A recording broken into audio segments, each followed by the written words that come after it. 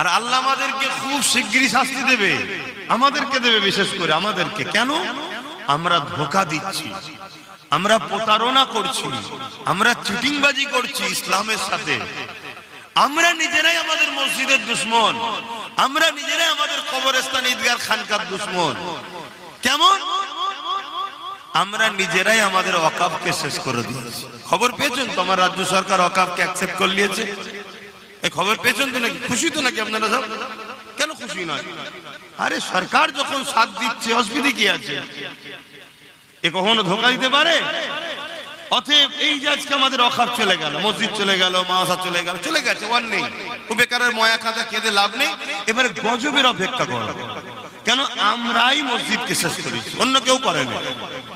আমরাই কবরস্থান ঈদগাহ খানকা মাদ্রাসাকে আমরা শেষ করেছি, অন্য কে করবে? আমরা নিজেরা গাফলতি করেছি। আমরা জানে গানে, ফাংশনে, যাত্রায়, সিনেমায় বেঈমান, কাফের, মুশরিক, মুনাফিক, জালিম নেতাদের পিছনে ঘুরেছি। আমরা যখন নবী খানদানের বাচ্চা 2008 থেকে চিল্লাচ্ছিল, তার কথাকে গুরুত্ব না দিয়ে তাকে দালাল বলেছি। কি বলেছো তো নাকি? অতএব সব শাস্তি অপেক্ষা করো। এবারে আপনি কেউ বলতে পারেন যে ভাইজান আমি তো ওর সাথে নয়। শুনুন ভাই, পচা আমের সাথে যদি একটা ভালো আম লেগে থাকে, ওটাকে খেলে দেখবেন কি হয়? ওটাও একটা দাগি পচা হয়ে যায়। অতএব দুনিয়াতে পচার সাথে ছিলাম, মার এখন দুজনকেই খেতে হবে। হ্যাঁ, আখিরাতে অবশ্যই আপনি যদি দোষী না হন, আল্লাহ আপনাকে নাজাত দেবে। জোরে বলুন সুবহানাল্লাহ। এটা আপনি নিশ্চিন্তায় থাকেন। কিন্তু দুনিয়ায় মার খেতেই হবে, কিছু করার নেই। আমি আগে অনেক ওয়াজ করেছি, আপনারা সবাই শুনেছেন। কি ওয়াজ করব? হযরতে নবী লূত আলাইহিস সালামকে আল্লাহ বলেছিলেন ৮০,০০০ লোক মারবো। শুনেছেন না? শুনেছেন? সবাই শুনেছে, আমার যুবকরা সব জানে। আর এখানে বসে শুধু ওয়াজ শুনছে নাকি? এই যে এতগুলোর মাধ্যমে এক একজনের এতে কারো ৫,০০০, কারো ৬,০০০, কারো ১০,০০০, কারো ১৫,০০০, বিভিন্ন লোক একভাবে দেখছে। আবার এটা এক মাস কি একদিন দুদিন চলে যাওয়ার পরে কারো ১ লাখ, কারো ১.৫ লাখ, কারো ২ লাখ, কারো ১০ লাখ লোক দেখা হয়ে যাবে। তাহলে কোটি কোটি লোক ওয়াজ শুনছে, কিন্তু শুনে হচ্ছেটা কি? শুনে হচ্ছেটা কি? যাক, তারপরও আসি, কমসে কম দরুদ শরীফ পড়লো, সুবহানাল্লাহ বলতো, আল্লাহ আকবার বলছে তো। এইটুকু হচ্ছে, যদি না আসা হয় এটা হয়তো বন্ধ হয়ে যাবে, এটাও হয়তো বন্ধ হয়ে যাবে। কারণ এই সমাজে অনেক জলসা হয়, যেসব জলসাগুলো দুনিয়ার তাগুতি শক্তিদের দালালি করার জন্য হয়। তারা দুনিয়ার নেতাদের পক্ষে কথা বলে। অনেক পীর সাহেব আছে, অনেক পীরজাদা আছে, অনেক আলেম ওলামা মুফতি আছে, বক্তা আছে, তারা এই সরকারদের সব দালাল। শুনছেন তো নাকি আমার কথা? খারাপ লাগছে নাকি? আপনার কাছে মসজিদ আগে না পীর সাহেব আগে? মাদ্রাসা আগে না পীর সাহেব আগে? ইসলাম আগে না পীর সাহেব আগে? এসব দালালগুলো মিলে আজকে সব মসজিদ মাদ্রাসাকে শেষ করে দিয়েছে। বুঝে আসছে?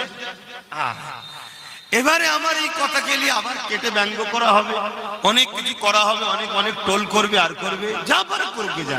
এখন আর ভাবার কিছু নেই, এখন আযাব আসার ব্যাপার। আযাবে সহ্য করতে হবে। আযাবটা অনেক ধরনের হতে পারে। আল্লাহ আসমান থেকে কিছু আযাব পাঠাতে পারে, বিমার পাঠাতে পারে, ভাইরাস পাঠাতে পারে, বা ফেরাউনের মতো কাউকে আল্লাহ জালিম শাসক বানিয়ে দিতে পারে। সে পিটিয়ে সাইজ করে দিচ্ছে, যেখানে সেখানে পাচ্ছে ধরে ধরে জবাই করে দিচ্ছে। কথা বুঝে আসছে না? বুঝছেন না? কোন দিক দিয়ে হবে জানি না, কিন্তু পাওনা আমরা দাঁড় হয়ে গেছি, এবারে মার খাওয়ার জন্য তৈরি হন। হযরতে নবী লূত আলাইহিস সালামকে বললেন ৮০,০০০ লোক মারবো। কত হাজার? ৪০,০০০ লোক ভালো, ৪০,০০০ লোক খারাপ। হযরতে নবী লূত আলাইহিস সালাম বলছেন, আল্লাহ খারাপ লোকগুলো না হয় অন্যায় করেছে, পাপ করেছে, ভুল করেছে, মারবেন, ঠিক আছে, অন্যায় করে শাস্তি পেতে হবে। ভালো লোকগুলোকে কেন মারবেন? ভালো লোকগুলোকে কেন মারবেন? শুনছো? আবার একবার বলছি, সব জানো। আল্লাহ পাক বললেন ভালো লোকগুলো খারাপ লোকের অন্যায়কে রোকেনে কেন? শুনছেন? খারাপ লোকের অন্যায়গুলোকে রোকেনে কেন? আমাদের তো আল্লাহ কাজ দিয়েছে, অন্যায় দেখলে রুখতে হবে, আর নাইকে প্রতিষ্ঠিত করতে হবে। এটা কাজ তো নাকি, কে দিয়েছে? আল্লাহ। আমার দেশে আমাদের ট্যাক্সের টাকাতে পুলিশের মাইনে চলে, তাই তো নাকি? পুলিশের কাজ কি? চোর ধরা, চোরকে রুকা, দুর্নীতি না হয়, জুলুম না হয়, খুন না হয়, ফিতনা না হয়, এই তো নাকি? যদি কোনো প্রশাসন না করে তাহলে মাইনে পাবে না। কিন্তু আপনি বলবেন এখন তো মাইনে পাচ্ছে। এখন মাইনে পাচ্ছে কেন? সবচেয়ে বড় চোর দুর্নীতি নেতারা, এই জন্য এরা মাইনে পায়। আর এ পুলিশ বন্ধুরাও দেখে নিয়েছে আমরা এখন দুর্নীতিবাজদের, চোরেদের যদি সাথ না দিই তাহলে আমাদেরও চলবে না। ওই জন্য তালে তাল মিলিয়ে দিয়েছে। বেচারীদের দোষ নেই, দোষ আমাদের, দোষ আমাদেরই। কিন্তু আমি যেটা বুঝাতে চাইছি, আমার দেশের বর্ডারে সেনাবাহিনী আছে না? না, ওনাদের মাইনে কারা দেয়? আমরা দিই, জনগণ ট্যাক্সের টাকা থেকে দিই। হয়তো কাউকে জিম্মাদার দায়িত্ব আছে, সে দেয়, কিন্তু টাকাটা মূলত জনগণের, ভারতবর্ষের টাকা, ভারতবাসীর টাকা। কি জন্য দেওয়া হয়? যাতে আমার দেশের উপরে বিদেশি কোনো শক্তি হামলা না করে, আমার দেশের কোনো ক্ষতি না হয়। এখন যদি সেই কাজ না করে তাহলে তাকে কি মাইনে দেওয়া হবে? তাহলে এ যদি দেশের নিজাম হয়, আইন হয়, তা আমার আল্লাহ যিনি আমাদেরকে বানিয়েছেন, দুটো হাত দিয়েছেন, দুটো চোখ দিয়েছেন, দুটো কান দিয়েছেন, দুটো পা দিয়েছেন, দুটো কিডনি দিয়েছেন, আল্লাহ আমাদের খাওয়াচ্ছেন, বাঁচিয়ে রেখেছেন, জমিন দিয়েছেন, আসমান দিয়েছেন, সবকিছু একা একা ভালো লাগবে না। স্ত্রী দিয়েছে, আবার সন্তান দিয়েছে, পরিবার দিয়েছে, বাপ মা দিয়েছে। সেই আল্লাহ আমাদেরকেও দুটো কাজ দিয়েছে। একটা হলো আমার জমিনের উপরে অন্যায় যে করবে রোকো, আর দ্বিতীয় কাজ হলো আমার জমিনে তোমরা নাইকে প্রতিষ্ঠিত করো। নাই কি? মা আতাকুমুর রাসূল ফাখুযুহু ওয়া মা নাহাকুম আনহু ফান্তাহু। আমার রাসূল যেটা আদেশ করেছে ওটাকে মানো আর মানাও, প্রতিষ্ঠিত করো, ছড়াও। আর নবী যেটা নিষেধ করেছে ছাড়ো, ও যদি কেউ করে রুখে দাও। এটা আমাদের কাজ। কে দিয়েছে? জোরে বলুন, আল্লাহ। এখন আল্লাহর কাজ করতে গিয়ে বলছেন সরকার নারাজ। আপনি আল্লাহ আর সরকারের মাঝখানে টক্কর হচ্ছে। আপনি দেখছেন আল্লাহর কাজ করতে গেলে সরকার নারাজ হয়ে যাচ্ছে। এখন আপনি বলছেন আল্লাহর কাজ থাক, ও পরকালের ব্যাপার, তো সরকারকে নারাজ করা যাবে না। তাহলে বলুন, আল্লাহ আপনাকে ওই সরকারের হাতে মিটাতে পারে না? পারে না। তার প্রমাণ আজকে দেখছেন। কি প্রমাণ হচ্ছে? নয় না, হচ্ছে। এটাই তো আল্লাহ সূরা বাকারাতে বলেছে।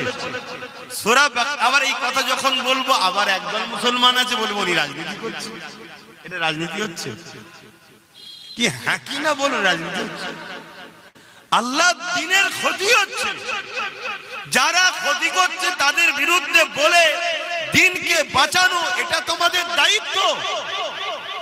নামাজের কথা হবে, রোজার কথা হবে, হজের কথা হবে, 100 বার হবে, কিন্তু এই মুহূর্তে এখন প্রত্যেকটা জায়গায় একটাই আলোচনা হওয়া দরকার যে আমার দিনকে মিটিয়ে দেওয়া হচ্ছে।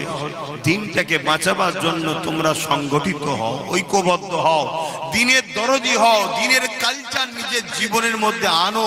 যারা দিনকে মিটাচ্ছে তারা দিনের দুশমন। দিনের দুশমন কখনো তোমার বন্ধু হতে পারে না। তোমার দুশমন তো সে যে তোমার কামিয়াবিতে অখুশি হয়। শুনছেন তো নাকি? যে তোমার কামিয়াবিতে অখুশি হয় এবং যে তোমার দুশমনদের সঙ্গে বন্ধুত্ব রাখে, সে তোমার দুশমন না বন্ধু? একটু জোরে বলেন না।